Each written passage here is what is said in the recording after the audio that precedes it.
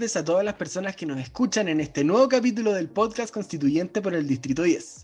Esta ocasión quiero presentarles a una arquitecta, feminista, fundadora y actual directora ejecutiva de Fundación Basura y actual candidata a la Convención Constitucional por nuestro distrito. Independiente del Partido Ecologista Verde, Macarena Guajardo. Muchas gracias por venir. Muchas gracias por invitar. Muchas gracias, en todo caso. Para eso estamos. Bueno, entonces la primera pregunta que un poco ya te adelanté. ¿Por qué quieres ser constituyente, Maca? Bueno, pienso que a raíz de la explosión de candidaturas, creo que todas las personas acá, una gran parte de las personas en Chile queremos ser constituyentes o más bien ser parte de este proceso.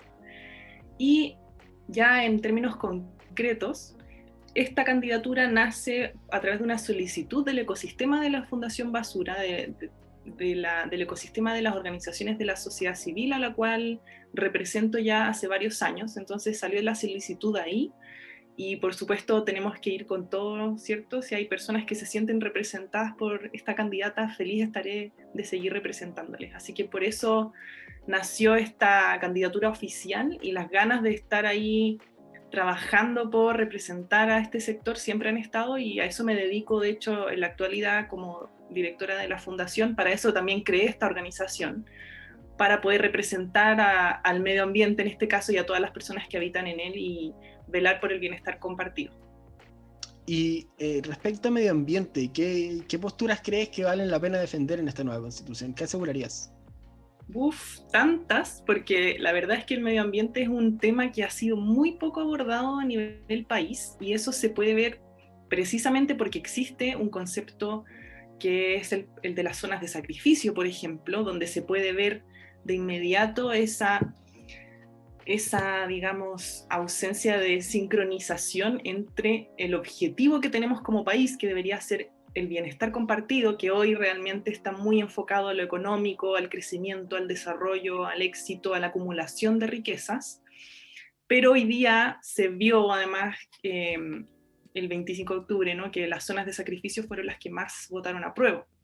Entonces diría yo que estamos aquí en la necesidad de que esta constitución sea ecológica, y algunos de los principios pasan, por ejemplo, por modificar el actual artículo 19, inciso 8, ¿no?, donde se establece que el medio ambiente debe ser libre de contaminación, pero ese concepto de libre de contaminación no te dice a ti cuál es la mínima contaminación o qué es la contaminación. Uno podría definir ciertos límites que, bueno, por ese inciso es que existen estas zonas de sacrificio. Entonces hay que modificarlo y establecer que tenemos derecho a vivir en un medio ambiente sano y ecológicamente equilibrado.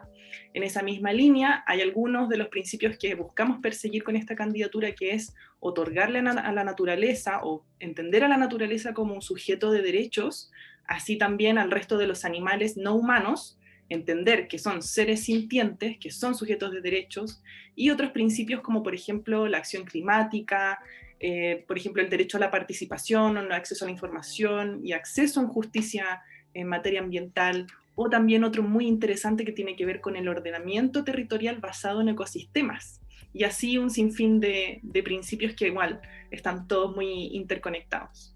Respecto a eso, me surgen muchas preguntas, realmente bastante completo en torno a medio ambiente, tu propuesta. En específico el artículo 19, inciso octavo, ¿cierto? Te habla un poco de lo que tú dijiste. Sin embargo, la regulación sucede a través del Ministerio del Medio Ambiente, ¿cierto? Y la Superintendencia de Medio Ambiente, que regulan según cada zona y estudios de impacto, ¿cierto? Cuánto contamina cierta empresa. Pero el origen de todo, ciertamente, si bien aciertas, creo yo, en tratar de atacar ese, es la libertad, ¿o no? ¿Tú crees que merece cierta modificación un poco la libertad para levantar empresas? ¿O se debiese un poco estar sujeto a lo que piense la comunidad antes de levantar algo ahí? Bueno, siempre pienso que es vital consultar a la comunidad local sobre qué tipo de infraestructura, proyecto de iniciativa esa comunidad desea para su localidad, y por supuesto que tendríamos que, porque esta pregunta que tú me haces ataca un poquito la profundidad del objeto o del objetivo que tenemos como país. ¿Para qué estamos trabajando hoy en día? Y eso también no está en la Constitución. el hecho de que busquemos el buen vivir, que es un concepto que ha sido incluido en otras constituciones, el bienestar común entendido como el equilibrio en el cohabitar, en entender que necesitamos proteger el medio ambiente para desarrollar cualquier tipo de actividad. Y por supuesto que el desarrollo económico hoy, como es entendido, no es compatible con ese bienestar. Hoy en día el éxito lo medimos a nivel país con el indicador más conocido, que es el Producto Interno Bruto. Y eso, el crecimiento económico finalmente no responde al bienestar de las personas. Entonces tenemos que hacer un desacople, y eso por supuesto que podría generar un impacto en la libertad, entre comillas, porque ¿qué es la libertad, no? ¿A qué tendríamos que tener derecho? Es mucho más importante tener derecho al acceso al agua, que también es otro de los temas que hay que perseguir. ¿Cambiarías algo respecto a la concesión de agua? Por supuesto, el agua tiene que ser un bien nacional de uso público y su acceso tiene que ser garantizado para el consumo humano, para la agricultura también se ha hablado mucho. O sea, no puede ser que haya personas que sean dueñas de ese recurso compartido. Entonces también se habla mucho de los bienes comunes, de los bienes compartidos, y que tenemos que aprender a ponernos de acuerdo para garantizar el acceso de todas las personas a estos bienes. Hoy en día sufrimos a nivel mundial una tragedia que se llama tragedia de los comunes, que sucede cuando no somos capaces de ponernos de acuerdo en relación a cómo administramos estos recursos, y finalmente estos recursos terminan agotándose. Y es lo que pasa, por ejemplo, cuando hablamos de alimentos. Hoy en día 1/3 de los alimentos a nivel mundial se desperdician, se botan a la basura, y hay personas que están pasando hambre en algunos lugares del mundo, que fue un tema también durante la pandemia. Entonces, por supuesto que tenemos que volver a conversar sobre qué es el bienestar. A eso principalmente apuntamos a través de esta candidatura, ¿no? A empezar a reflexionar a cuáles son esas condiciones mínimas que necesitamos para tener un buen vivir, un buen pasar. Por eso también uno de los pilares de nuestra candidatura es la dignidad. La dignidad, bonita palabra. Respecto entonces a hacer pública el agua, ¿tú crees que sea posible una transición? Porque es un cambio, ¿cierto? Es un cambio bastante grande, que ya no existan los derechos de aprovechamiento de agua. ¿Tú crees que se pueda, cierto? ¿Cómo sugeriría? ¿Una expropiación? El cómo no lo sé, creo que hay que definirlo en esa convención, pero estoy más que segura que es algo que sí se va a lograr, porque he escuchado a personas, candidatos también de todos los partidos e ideologías, que esto ya se sabe que es una exigencia ciudadana, ya se sabe. Entonces creo que no debería haber ningún candidato que estuviera en contra a este nuevo principio, a esta modificación. Créeme que sí, contra cierta gente. Entonces llamamos a no votar por esas personas, ¿no? Porque... Pero bueno, la convención está para conversar también, ¿cierto? ¿No? La otra pregunta que te quiero hacer, respecto a un poco las decisiones que vienen con las regiones, y sobre todo con esta zona y a levantar empresas, al darle decisiones a las regiones, el único tema no es el medio ambiente, ¿cierto? Existe un poco más atribuciones, ¿cierto? Un poco más de representación local, un poco más de... ¿Tú crees que las regiones hoy tienen poco poder, ¿cierto? Un poco el centralismo también se habla. Claro, bueno, y es que sí es un tema país desde que tengo memoria. La descentralización es algo a lo que hay que apuntar, y también a través de este proceso constituyente he escuchado mucho esta pregunta de qué tipo de Estado o qué tipo de país queremos habitar, uno federal o uno unitario, y creo que esta discusión también es muy interesante y va de la mano con el tema del ordenamiento territorial. ¿Cómo tú logras que quizá estas regiones sean más empoderadas, sean más autosuficientes en términos económicos, pero también en términos ambientales?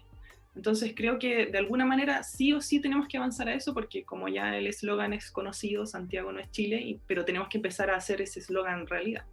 ¿Las municipalidades son parte de este plan?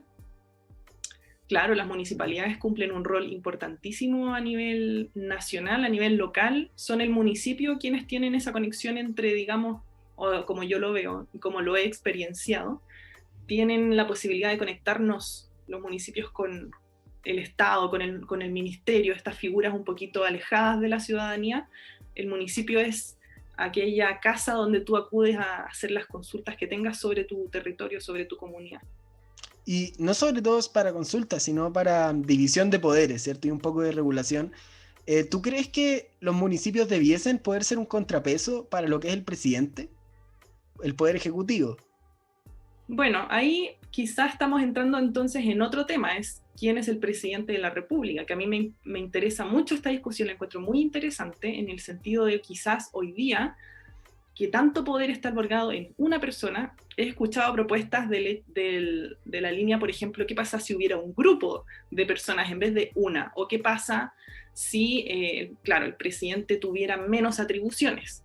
Y pienso que quizá también puede ser un camino el hecho de que no haya una persona a cargo, solo una persona dando la cara, porque esa persona puede que no nos represente a todos. Entonces, me parece interesante sin duda discutir este tipo de dinámicas, cómo las podemos transformar y adecuar un poco más a la realidad país actual. ¿Crees que debiésemos ir hacia un parlamentarismo, entonces, cierto? Sobre todo al hablar de representación. No hay nada más representativo que el Congreso, dicen. Dicen, yo pienso que está bueno tener esta discusión, no tenemos una opinión formada todavía como sociedad civil, es algo que estamos discutiendo. Por supuesto que mi candidatura no refleja mis ideales personales, sino que yo represento un sector. Principalmente estoy muy conectada con el grupo del SCAC, que es la Sociedad Civil por la Acción Climática, y la Alianza Basura Cero Chile, que es una red todas de organizaciones sin fines de lucro, y en este momento, de hecho, estamos teniendo esas discusiones a nivel interno. ¿Cuáles son esas visiones que tenemos como sociedad civil respecto del ordenamiento territorial o del funcionamiento legal o sociopolítico del país? Y entonces te voy a cambiar el tema, ¿cierto? Pero sin ir tan lejos, el Congreso y el gobierno. El abuso de las acusaciones constitucionales es un ejemplo clarísimo sobre cómo los mecanismos para resolver controversias entre estos poderes están quedando un poco obsoletos o insuficientes. ¿Qué mecanismos crees tú que serían necesarios, ¿cierto? El año pasado ha sido un muy buen ejemplo de esto. Sí, yo pienso que pasa también por la discusión que se está teniendo ahora. En el fondo, ¿por qué es que estas decisiones solamente se toman ahí? ¿Cómo es que nosotros como ciudadanos podemos participar de estas instancias? Un poquito involucrarnos mucho más. Y es que ayer tenía una entrevista, también estuvo una chica, Valentina, que ella es representante de los estudiantes, ¿no? Y hablaba sobre cómo desde esta Constitución de 1980 nos han quitado este derecho a la participación en la política. Y hoy día, y es porque por eso también encuentro que este proceso que estamos viviendo como país es tan emocionante, porque nunca había visto tantas personas interesadas en la política. He escuchado tanta gente que dice, no, yo soy apolítico, pero es porque no entendemos que todas las decisiones que tomamos en el día a día son una manera de hacer política. Pero ahora que se están abriendo estos espacios y abriéndose estos canales hacia la ciudadanía, me parece que también tenemos que buscar una manera de establecer mecanismos de participación mucho más profunda, que no sean solamente votar cada 4 años, sino que involucrarnos y sobre todo también en este nuevo proceso constituyente, que no sean solamente estas 155 personas electas que participen de la convención. ¿Cómo hacemos al resto de las personas y al resto de los candidatos que participaron seguir participando de manera activa? Creo que eso es uno de los desafíos, pero al mismo tiempo también una de las grandes oportunidades, es decir, permitir que la ciudadanía se empodere. Y por eso también encuentro este proceso tan bello, porque es una manera de construir esta carta de navegación de manera conjunta, de empoderarnos, y eso permitiría que la aplicación de estos principios pudiera sostenerse en el largo plazo. Que eso es lo que no está sucediendo hoy día, no nos sentimos representados por esta Constitución porque se nos fue puesta en la mesa por una persona, por un dictador. Entonces, ahora es el momento en que nos involucramos y empezamos a participar de manera activa y en lo cotidiano también. O sea, ¿tú crees que debiese haber un mecanismo que permitiera a la sociedad, en este caso, dirimir entre las controversias entre un poder y el otro? No lo sé en el concreto, pero de todas maneras pienso que tenemos que estar más presentes, porque no puede ser que estemos aquí sentados en la tele mirando y sintiéndonos impotentes y sentir rabia porque vemos como al final esto casi parece un partido de fútbol, que uno mete un gol aquí, otro allá, y se terminan peleando, haciendo política de partido, y no política como real, política ciudadana, para al final no está todo interconectado. ¿Crees en la iniciativa popular de ley? ¿Crees que ese sí debe ser uno de los temas? Porque se ha hablado harto, ¿cierto? Hubieron varias mociones respecto a eso. 2, creo. Sí, creo que la he escuchado, pero no tenemos algo todavía hay un principio de acción de protección y acción popular, que eso quizás es lo más relacionado a eso, pero como te decía, todavía estamos en O sea, de la definición. iniciativa popular de ley habla que sea la misma gente la que sea capaces de levantar mociones para el Congreso y que se legislen leyes respecto a eso. ¿No lo han A mí me pensado? parecía eso muy interesante. Me gustaría mucho, creo que sería súper interesante hacerlo. Ahora, el mecanismo del cómo, porque me imagino que pueden llegar 1000 propuestas distintas, pero yo pienso que es súper bueno abrir las puertas, pero que tiene que haber canales oficiales y en el fondo ordenados para que podamos funcionar de manera coordinada también. Otra pregunta, ¿cierto? Que respecto a la sociedad civil, ¿crees que la familia es la base de la sociedad chilena?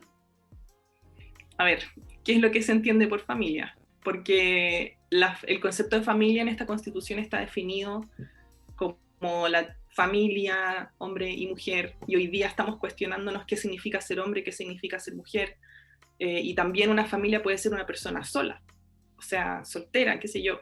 Entonces, no Pero me si es una parece que persona sola, sería individuo. Familia podría, por temas del argumento... ¿Ah? porque yo he escuchado que, claro, tú naces con una familia, pero también tú puedes elegir a la tuya. Es un tema, el concepto de familia creo que es un concepto muy delicado y depende desde dónde salga, ¿no? Porque ahora como está, tiene ciertas connotaciones que están ligadas a la iglesia o qué sé yo. Entonces hay que cuestionarse eso, cuál es el núcleo del Estado, cuál es el núcleo de la sociedad. No pienso yo que sea la familia hombre, mujer, hijo, hija, no es así. Ok. Está demostrado Bueno, que no. Maca, no sé si te diste cuenta, pero llevamos casi 20 minutos. El tiempo se pasa No te volando. creo. Sí. Ya. Y ahora viene la última parte de este capítulo, que son preguntas rápidas, que tú tienes que responder como sí o como no, o la respuesta más corta posible en una palabra, 2 palabras máximo. La cosa es que sean, ¡pum! ¿Las vacunas debiesen ser obligatorias? Sí, ¿Autonomía del Banco Central? indecisa. No. ¿Sopaipilla o calzón roto? Vaipilla con mostaza. ¿Cómo voy a preferir la sopaipilla? El calzón roto es mejor. Yo diría calzón roto en mi sureñidad, pero las sopaipillas del puente de la Plaza Dignidad no hay otras que se le igualen. ¿Congreso unicameral o bicameral? En discusión en la sociedad civil actualmente. ¿El servicio militar debiese ser obligatorio y universal? No. Ok. Bueno, Maca, ha sido un gusto conversar contigo, la pasé muy bien. Y la verdad, muchas gracias a todas las personas que nos han escuchado hasta acá. Realmente se agradece. La otra vez me comentaron en YouTube, muchas gracias, sigue así por este programa y fue muy tierno. Así que me tomo un poco el espacio para decir eso. Pero Maca, si quieres decir algo, unas últimas palabras, ahora que estamos Yo terminando. te felicito a ti, fue muy entretenido el podcast, ojalá que también a la gente le guste y a mí me encanta hacer el llamado a que simplemente las personas hoy en día disfruten este proceso que estamos viviendo, que conozcan nuevas personas, nuevas caras, pero que principalmente se ocupen de perseguir principios. Acá todos los constituyentes que estamos en este proceso participando no estamos compitiendo, estamos nutriendo este espacio de nuevas visiones y creo que eso también es lo precioso de esta etapa que estamos viviendo, así que aprovecharla y a involucrarse y a hacerse parte. Ok, muchas gracias Maca por esas palabras y me despido de todas las personas que nos están escuchando. Hasta la próxima.